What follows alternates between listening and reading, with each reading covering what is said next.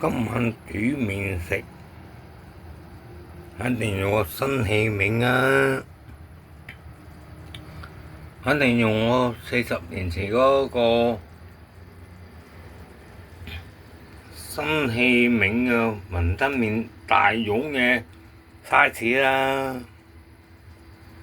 冇得輸，情懷啊，冇得輸，好多嘢，唔煮飯，煮麵。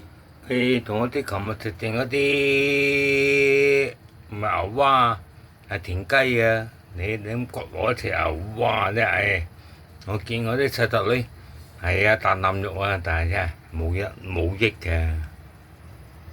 好啦，又開始，而家7點幾嘅，好似老於話齋，準備整啊，唔係準備整係整緊。